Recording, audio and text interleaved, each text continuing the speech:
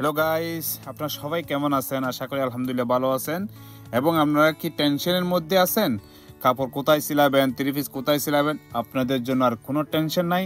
আমরা নিয়ে আসছি আপনাদের জন্য Monir Hussain tailoring and embroidery, Shahba Al Wasit Road, Sharjah.